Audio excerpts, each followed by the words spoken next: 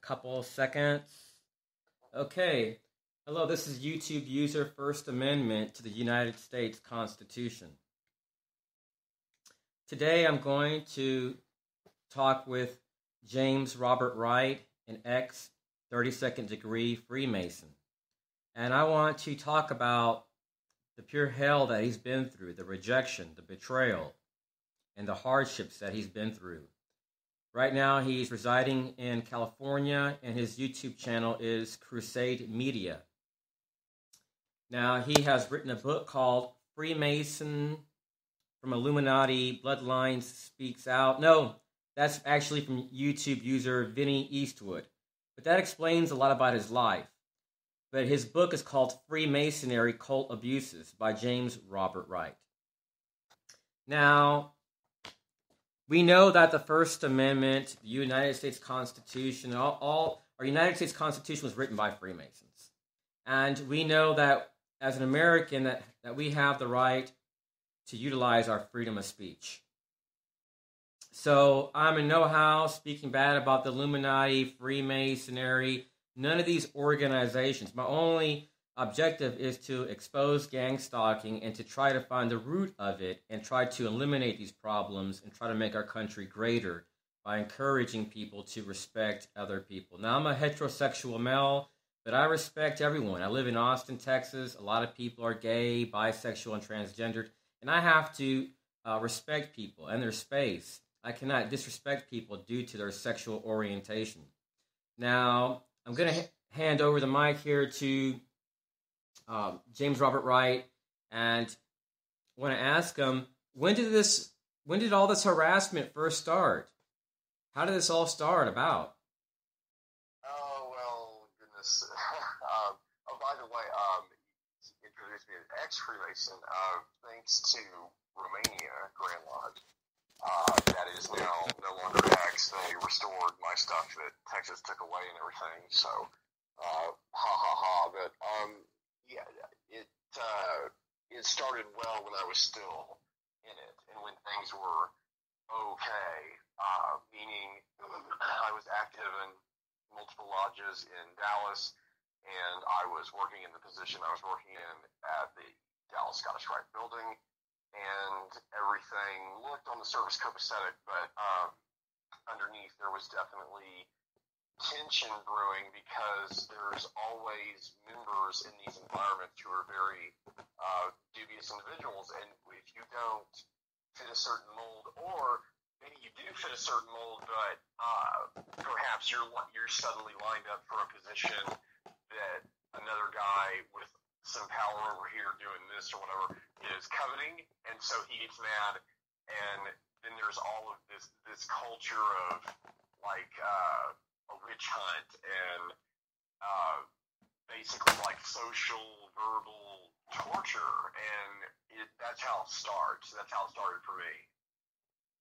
So do they make your life a living hell by just slandering you, following you, stalking you? Is that pretty much what they did when you had no choice but to leave? Oh, yeah. Well, it was a tough sell for them there locally in North Texas because it's a very, very high population density of Freemasons in Texas to begin with. So the Dallas Scottish Rite, where I was working, it had the largest per capita Masons in it, the largest population of any valley, even greater than Washington, D.C. And so it was like a tourist destination globally for Freemasonry. It was an unbelievable place. But they knew, anyone that passed through that building knew that I was a quality Mason, that I did a quality job, that everything I touched turned into a wild success for them. And I had a lot of praise from good people in that environment, but at the same time that was creating a very high school locker room culture of jealousy and bullying and so forth, and it just ran amok from there. How did you rise so fast to be a 32nd degree Freemason, just at the age of, 29 years old? Let's see, by the time I was a 32nd, no, I was 28. 26. 26? Whoa. Yeah. That's pretty impressive. So you Well, actually... 25, I don't know, it's kind of blurry. I was either 25 or 26, yeah. In that area? So you were actually educated by Freemasons, weren't you? Oh, yeah, from the cradle on, I guess you could say. I mean, they were in my family, friends of family, very tight-knit, upper crust, Dallas, old school community. And they were definitely the ruling social party, if you will, for that arena. And so I always knew about them. When we were kids, our pet name for them was the Spooks. Like, oh, where's Granddaddy? Spooks. I don't know. It was always very innocent, I guess, because of the upbringing. And in my book, in my opinion, which was heavily influenced by that, so of course it was. Mm-hmm. And so I was regarded as kind of a prodigy kid, and then I did soak up the information really fast. I mean, I marathoned through my Blue Lodge degrees in an apprentice fellow craftmaster mason, like within a span of 4 months. And so again, it was like, ooh, a standing ovation. He's such a little poster child for us, blah, blah, blah. And that was part of the deal, was they definitely wanted it to look more youthful, and they were baffled at the time because they were having this out-of-nowhere upsurge of guys joining, young guys like me. And they couldn't figure it out. Why is this happening? We've spent millions of dollars in public relations over the past 20 years to try and get this to happen, and it hasn't. Why is it happening?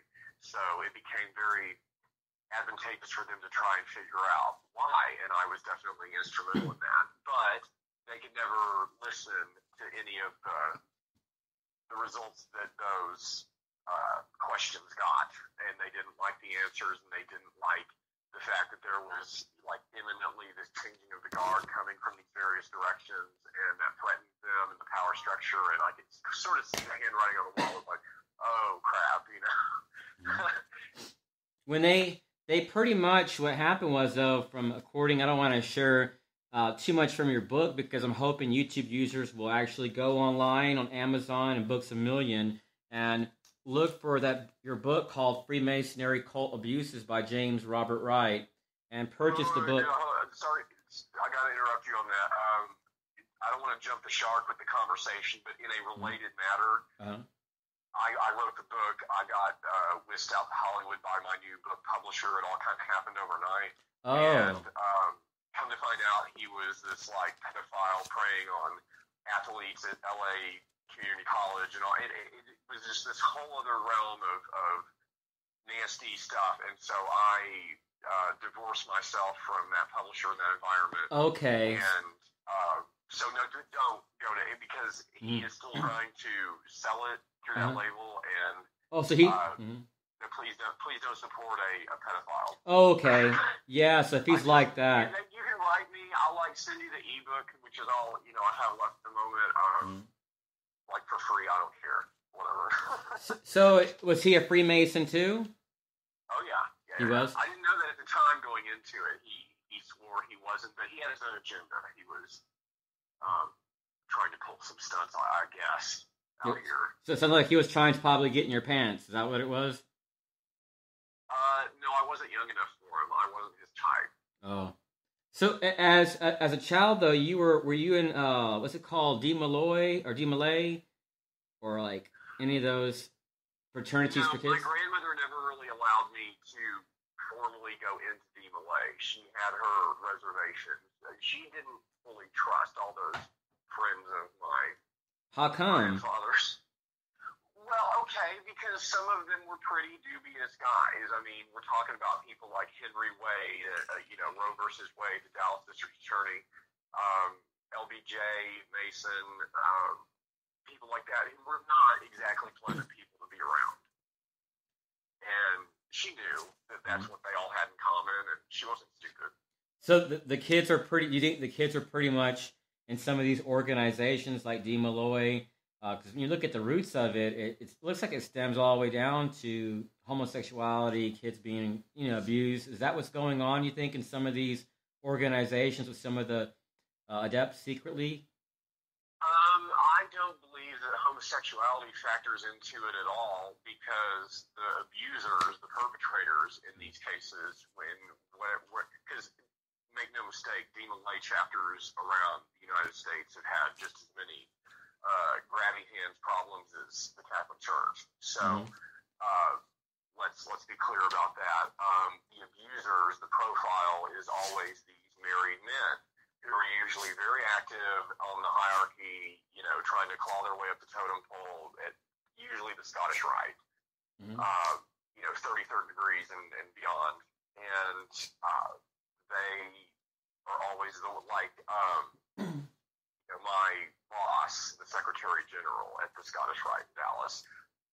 Months went by, and I never knew that because again, married, kids are grown and off. The guy is like 65 years old, and I'm 28 at this point. And for months, I never knew that he was undressing me with his eyes. I was completely oblivious to it. And then when he sexually assaulted me one day, I was just blown away by it, and it was so disgusting. It was like, oh my God, I sit next to your wife at black tie dinners. What the hell is wrong with you?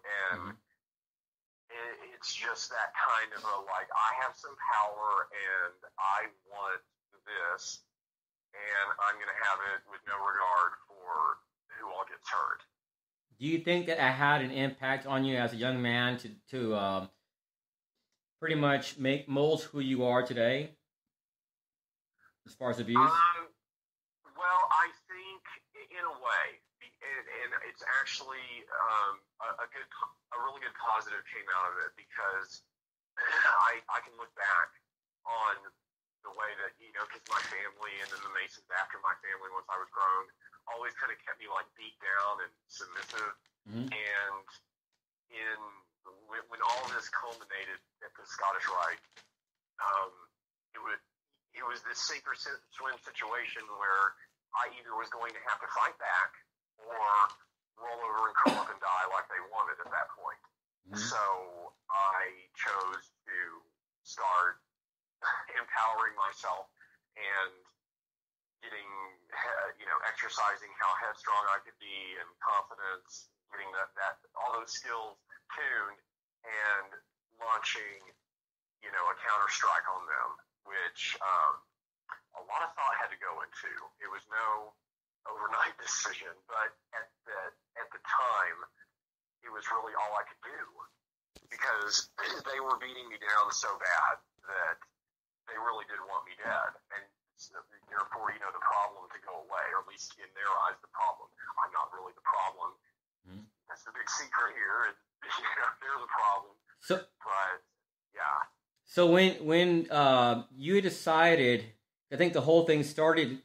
This is my understanding. The whole thing pretty much started where when you decided just to be yourself and come out, but not press. You weren't encouraging your brothers or tempting your brothers. You're just being yourself. Wanted to be respected. Wanted to be open and frank about who you were. When you did that, is that when all this white glove treatment started manifesting towards your order, when they kicked you out and everything? Well, yeah, and again, make no mistake about something else. I was not the only one being abused that was of a certain profile, meaning younger guy. They go for the blonde hair, blue-eyed ones with this type stuff. So yeah, it was going on, and the deeper look, all I wanted to do was do my job because I did it well. I know all about Freemasonry from cradle on, like I said. It's always been something that surrounds me, and I'm quite proficient in all of its little things that it encapsulates, and I was doing well, and that wasn't good enough. They wanted that and more, and not just sit around wanting it. They wanted to just take it, and the behaviors would get really disturbing, and there were a lot of things in that building that was very disturbing. And then come to find out, you don't have any recourse or representation, because long before I ever started Screaming Bloody Murder, I did try and get things resolved through private official channels, and and everything. And what I found doing that was that not only were they sweeping me under the rug, but they were rewarding the individuals who were doing the harm and causing the problems with 33rd degrees. And it's like, are you serious? What the hell? So you called the FBI, didn't you, at one point, didn't you? You had to call the FBI? Well, no, it was the other way around because the police got summoned out to my house so many times from crazy stuff that was happening with, threats being left, like, never mind the phone or the computer. This was all, like, in real time, nailed to my front door, Oh, so it was nonstop?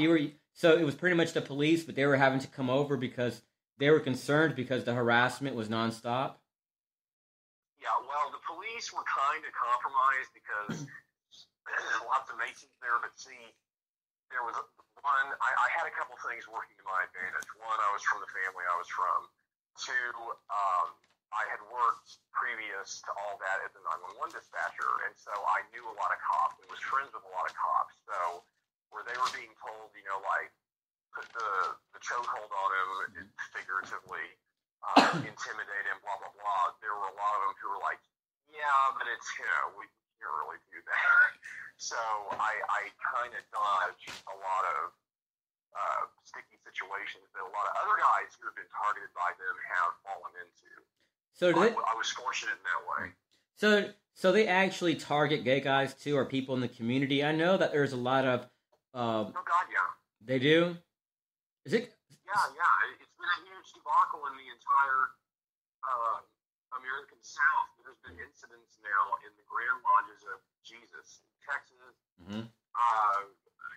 Arkansas, Kentucky, Tennessee, Georgia, Florida, Alabama.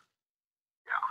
So do all these people that are like in public, because you used to work pretty much doing emergency management, if you did like the 911, work with those 911 hotlines, most of those public safety officials, aren't they all mostly Freemasons? Like the cops and stuff? That's why I made the decision to depart Texas forever, because if I had stayed, this intense level of this crap would have gone on perpetually forever, and it would have driven me bonkers. Because I actually went to ask for help at the Department of Public Safety, and I left one state to escape the harassment, and found out that a lot of these people that are in these organizations to the FBI and so on, they're all Freemasons, Department of Justice, all the judges, and I'm sure the Freemasons probably even have research councils, because Citizens Corps, which is under FEMA and DHS, is doing a research on community revitalization. Isn't that something that Freemasons do? Community revitalization? They believe in doing... well, they claim to, but look, they claim a lot of charitable deeds, which, no. Is it just another word for gang stalking? They take everybody's money and say, yeah, but this is going to be for charity. We're going to recycle this and throw it toward a good cause we like. But no, they hoard it, and then you can look at their stock holdings that I WikiLeaked, and it's all like big pharma, big oil, big everything. It's like if you read Dr. Evil's stock holdings, it's what you would expect to see. Now, you worked at the Dallas, Texas Scottish Rite? Yes. And 500 Harwood Street in downtown Dallas. Yes, I did. And you were one of the few people probably in the world that had access to their whole entire database. Oh, yeah. I had there were a lot, I think if you were a worshipful master of a lodge that met in that building, they'd give you, like, the key to the doors, the exterior doors, and maybe the door to, like, the formal areas, the ballrooms, things like that. But, yeah, I had the whole key chain. I had the X key. The X key would get you into the archives, the vault, the computer server room, all of it, yeah. They must, a lot of target individuals that claim to be stalked by Freemasons are stating that there must be some type of database that they must have on the internet where all like different profiles of different high-level Freemasons are on, because a lot of people have encounters like maybe they have a neighbor and then they move somewhere else and their neighbor looks just like them, or they're being harassed by people that look similar. And there's a lot of people stating this. There must be some database online or something which Freemasons or someone, a secret society has, so that way they can let you know, like, hey, we're watching you. Of course there is. Of course there is. It's called Sentinel. I used to have access to it. They took my login credentials away. The way that we would access it is you have to go in a web browser and type in, let's see, it was http:// secure one, like the number one, .scottishright.org. And that takes you to the login page for Sentinel, which is a privately developed piece of software that they use to track their own. So if you, let's say there's a problem in Masonland, and this problem is happening in, like, Pahrump, Nevada. Okay, then what they're going to do is they're going to log in there and see who are the Masons in Pahrump, Nevada, and they're going to call accordingly. And when they get those calls, it always starts off with, now, brother, this is for the good of the fraternity. We need you to blah, blah, blah, blah, blah, blah. And it's always marching orders. So someone can be gang stalked pretty much anywhere in the world. Of course, there's always eyes on you. So there's no way to hide. Think about that either. There's no way to hide from these guys if they really want you or really want to harass you. Yeah, look, this notion of going off grid, no, because they have access to satellites and things that they can look down and read the text off a newspaper laying on a front porch. So they can certainly see where you are, have facial recognition, all that going on. Yeah. So they pretty much are the government. No, they are a rogue government tied into our government. But they pretty much hold the keys to our government, pretty much, as far as running it, you think? In places, yeah. Wherever they manage to keep their dirty claws locked into, yeah. You know, you had mentioned to me yesterday about Romania, and because it's because I find it really sad what you're going through as far as when you opened up about who you are, and then they kind of pushed you to the side. That Romania, you're communicating with Romania. Can you explain about what's going on there, what you're trying to work on? Yeah, well, see, all of this stuff that's been going on over here in America and the various Grand Lodges, mainly it's been in the South, and then California sort of got drunk and stumbled on the stage, so to speak, and joined in the shenanigans in a non-productive way. And it's all metastasized into this huge problem that our secret society ancestors back over in Europe, operating with older mentalities on older charters and older systems of doing things, are looking at this and going, oh my God, what is happening over there? What is wrong with these guys? You know, there is good in pockets of this. You're talking about a history to do with a Knights Templar that's rich in the revolution and defending the people and being the libertarians of the Dark Ages and so on. But what's happening now is what's taken over in America is the same element that's in control at the Vatican, and it's causing more and more and more problems because they're out of control. So the Romanians, the people at the Grand Lodge in Romania pretty much feel like you've been dealt a bad hand, pretty much. Yes, they Freemason authorities here in America long threw away quite some time ago the whole notion of the bloodline stuff. And all of it's true, and they don't like that because that compromises their position to be in power. And over in Europe, meanwhile, and especially in a place like Romania, they are very well aware of the implications of the bloodline, blah, blah, blah, and they feel that just on that premise alone, that this is the right thing to do. Then you add on all the stuff that actually happened, and that just continues to affirm their belief that this is the right thing to do. And so I'm very grateful because it's not just Romania. A Grand Lodge can only confer to Master Masons. So their friends at the Grand Orient of France got involved and restored the remainder of my higher degrees as well. It's very nice of them. Mm-hmm. Oh, wow. That is nice. So you're actually welcomed. If you wanted to go to Romania, you could actually go there and start a new life. Oh, I suppose that's in the realm of hypotheticals, but that's not on the slate. Oh, okay. I see. Yeah, it's pretty. My life is here in LA. Yeah, but it's nice to know that at least some brothers overseas would be willing to accept you for who you are as a human being. Oh yeah, no, they do, and I would love nothing more than to go over there and just have fun and go on a extended vacation and enjoy it. And, yeah, but no.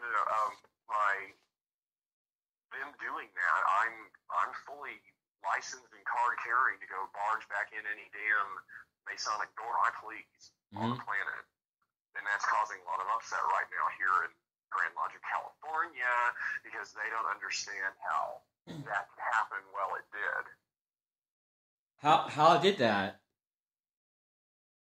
Well, there are gentlemen in Romania who belong to other secret societies who I have had other dealings with in the past, and so they already knew about me and felt that, again, this was the right thing to do. As far as your bloodline, because it looks like you have some royalty in your bloodline, can you share some information about your bloodline? Yeah, well, my strongest, my genealogy is pretty copious, and it's got all kinds of heavy ties into like the De Greys and the oh my God, it's like A to Z, name one. The Sinclairs, the Veers, the Hamiltons, the list just it goes on. But the strongest stuff is by far and large on my mother's side, House of Spencer, and on my father's side, the Saxe-Wittenbergs, the German nobility. So are these pretty much all of people that are of Illuminati bloodlines, pretty much? Oh, of course. I mean, I hate to say it, but, the nuts with the cardboard sign had it right. And I have no issue with the Illuminati. I've met quite a few members. My thing has been with the Freemasons of this white glove treatment. It's like, if you don't do what they ask you to do, you don't join, or if you don't conform to what they ask, it's like they want to terrorize you. I think you've had it less than me because of your bloodline, because it would be a horrific thing for them to want to mess with you. It could be very damaging to their order. So what gets me is why they have been persistent on harassing you all these years. I know it's toned down now a little bit, and you feel safer now in California, but why so much harassment when they pretty much knew? Because I think, and maybe I'm wrong, but it seems to me that they really thought that they could chuck me off into some dungeon or cause me to perhaps commit suicide. And yes, they did try to harm me, but those were rogue guys doing it. It wasn't like they held an official meeting and decided, okay, we shall now endeavor to kill James Wright.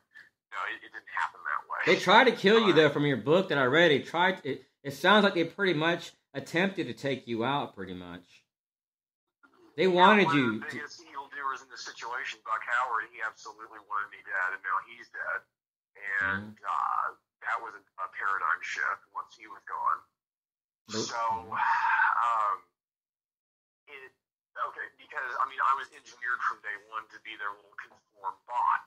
And when the bot programming went haywire and they couldn't control the bot, then they realized, we've got a real hardcore problem here. And no matter what they did, they only made the problem worse. Because they've attacked me in more ways than one. They've gone after people from my past, friends, family members, anyone they can think of to try and compromise me and cause my life to suck that much more. Well, what gets me is that all these tactics that have been used against you sound like tactics that the Germans used to use, and I think it was East Germany. They had what's called the Stasi, and I think it was operational through like 1951 to around the 89, somewhere around there. And they spied. They pretty much wanted to know. They were like the all-seeing eye. And if you did anything that they didn't like, they would pretty much go after you. And they were all like pretty much Blue Lodge Freemasons or Freemasons. When the Scientologists do it, they call it fair gaming you. Yes. Mm-hmm. That's what they do, yes. Why would someone want to systematically harass someone if they say they have to lie? Because isn't that a term that a lot of Freemasons use, like they have to lie, or, when someone has to lie, why would... Well, I mean, to put this into perspective, okay, so, I arrive in Hollywood, and then it really kicked into overdrive because they found that out, and they did not like the implications of that. And I see why now, sitting in the position I'm in now, working in the industry now, because I'm able to have an influence and a voice, and they hate that even more. But they don't like it when they can't control the flow of information. The Supreme Council is in the business of controlling who are the go-to people for the media. So, in other words, History Channel's doing another boring, dull, dry special on the Freemasons. Who do we call up for the official sit-down interview on camera? Okay, you go to this guy. Okay, who's writing the book on blah, blah, blah, blah? Okay, this guy, you read his book, buy it. And that's how they keep a lid on a lot of that stuff. So when I started hemorrhaging the dirty little stories of what was going on in the head office, oh my God, and they were, he's giving away Masonic secrets. Talking about what goes on in the office? Okay. Why would, let's get off the topic, but why would, hold on one second here, let me flip this over real quick. Now, why would these people want to expose themselves like they have by harassing you, considering your bloodline, considering that most of your family have been Freemasons? I mean, why would they want to expose themselves like this? I mean, I didn't want to. I didn't think they thought they were going to expose themselves. I think they are all, no matter where they went to school or what actual degrees they hold from a college, not the lodge, it amazes me in just how damn dumb they are. And because everything they do, it's almost as if they're their own worst enemies. Because everything they do, they botch up, they expose themselves, they look like idiots, and it just plays right back and proves everything that I've been saying all along. And to put that into perspective, when it kick-started off into overdrive, that is, getting out to Hollywood, all of that, it became abundantly clear really quick that an easy way to dispel it is to just sit there and say, wait a minute, no one dislikes me, I don't hurt anyone, I'm not a political animal, I'm not doing this to serve some agenda, I'm just trying to get the truth out and do the right damn thing. So, therefore, anyone that just viciously hates me and is saying horrible things about me and trying to smear me and character assassinate me, obviously, by deductive reasoning, we can establish a simple fact that whoever's doing it is a Mason. So I'm sorry. Yeah. So all this stuff, through like emergency management, Department of Safety, all these people that are getting information, maybe from like DHS and all this stuff, are these the main players in the gang stalking, in your opinion? The ones who are the most complicit are the geekier types, because for whatever reason, there's a large demographic of Freemasons that are attracted to joining a lodge and so forth, who are really tech geeky, okay? And so therefore, they tend to work in high positions of like IT, whatever, and so on. So when you're dealing with that, okay, well, it's kind of like when they go to control the media. If they've got guys in who say work at the corporate office of Twitter, then they can control and censor things being said about them on, then in that case, Twitter, for this example. I don't mean literally, but or whatever. And I do know some names, but I probably shouldn't name corporate names because I can't fight large corporations at the moment. So it's Facebook. Ironically, seems to be pretty free and clear of their influence, but other platforms can't say the same. So do you think that a lot of this gang stalking is actually outsourced by like the government and even by Freemasons, because they can actually just use their own police neighborhood watch groups to do the work for them, right? Pretty much, and that way it doesn't come back to them. Well, I think it's kind of, as far as I'm concerned with them, they've created a catch-22 situation for themselves, because on the one hand, they tell each other, not to talk about me because I'm the pink elephant in the room that's not supposed to be brought up, right? Yeah. Well, but on the other hand, they have to, on some level, communicate to the guys to not do that, because otherwise they don't see it coming, and then I'm able to take more victims with my side of the bloodshed, right? So they're always in this quandary of how do we let guys know, because they try and block me and censor me from various Masonic internal blog sites, so I just change identities or change, and I sneak right back in and drop some more bombs, and they can't stand it. But it's a problem, because even as they're telling a guy, you can't talk about him, then it makes that guy go, well, wait a minute, why? Why are you taking the time and energy to stop and accost me and say this to me? What's going on here? So, and that's all I'm trying to ask other Masons out there to do is, for a moment, stop turning the gears of the machine for them and ask yourself, why are you stepping and fetching?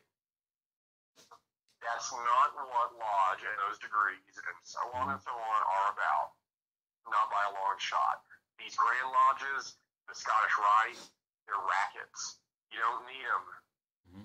Do you think there's insurance fraud going on with a lot of these people that are targeted? Because a while back I was working as a volunteer in Florida, and people were killed, and the coroner was a Freemason. People were, from what I heard, was probably insurance money passing hands. They hope people commit suicide so they can get organs.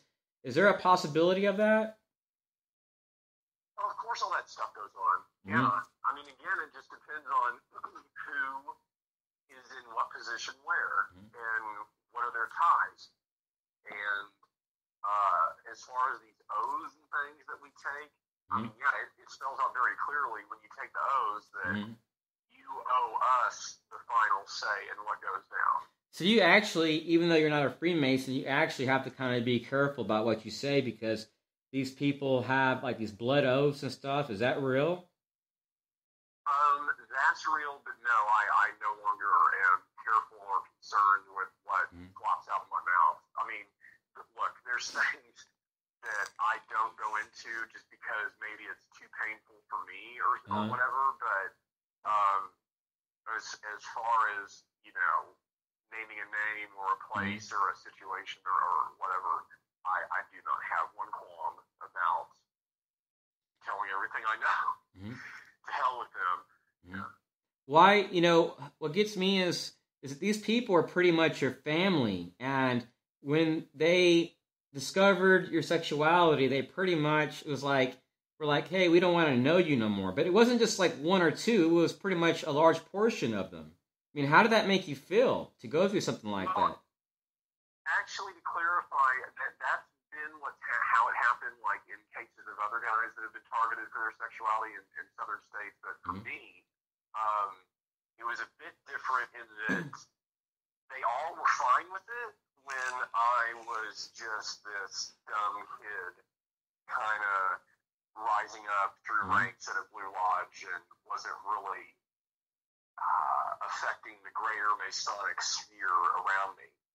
It wasn't until I got into a position of prominence internally that jealousy kicked into overdrive that I mentioned. So, and when that happens, it's a situation where they go, okay, well, we've got to find something wrong with them, to demonize them over. And every time we look, we can't find anything wrong with them or that he does wrong or anything. So, okay, I guess we'll have to take this and run with it. So they pretty much knew, though, from the get-go when you entered, right? Or after, right? Oh, of course. The night before, I was at dinner at the lodge with them the night before I was initiated. And one of them asked me, ironically, one of the ones who ended up later causing me a lot of problems, is there anything you think might cause a problem if you join up with this and everything? And I said, okay, well, there is one thing that could. I'm gay, blah, blah.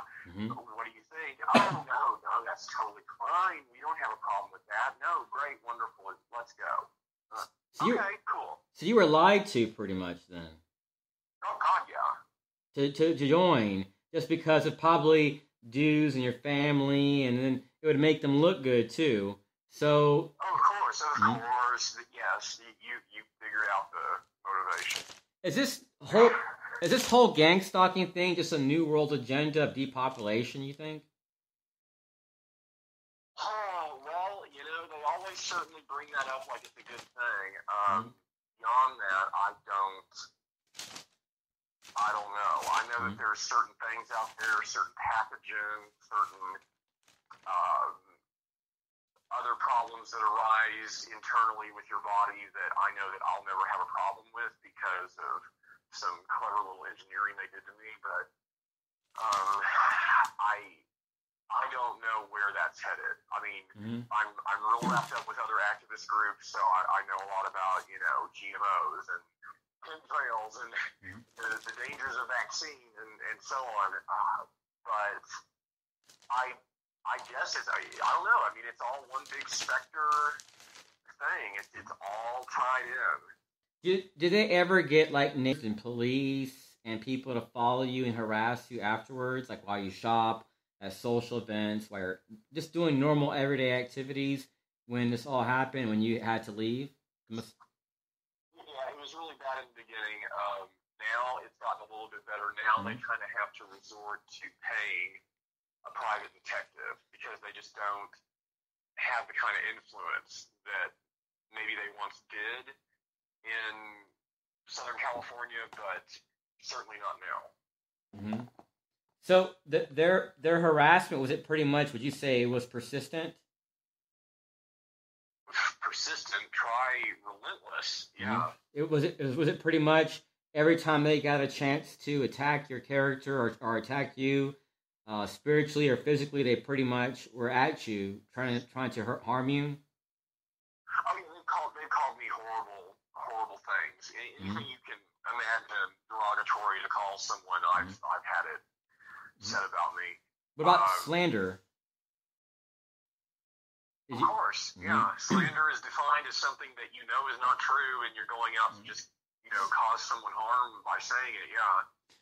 Now, as far as these people like the Eastern Star, are they actually part of the Freemasons too? Or are they like separate? Or no, it's part of the Masons. It's Eastern Star. Those old ladies were always so sweet. It's hard for me to say anything bad about them because so much of it is just evil Mason husbands like trying to find a place to check their wives off to when they start asking too many questions and then get something out of it because it usually ends up being Eastern Star who like does the meals and cleans up afterward and all that. So, but Eastern Star itself is very boring. And not only that, they don't even empower them to actually meet on their own. Because Eastern Star rules are that for them to open their lodge, there has to be a male Master Mason present. Oh, wow. So they're actually... wow. So do you think there's any type of child abuse going on, like in Job's Daughter or any of those organizations? Of course.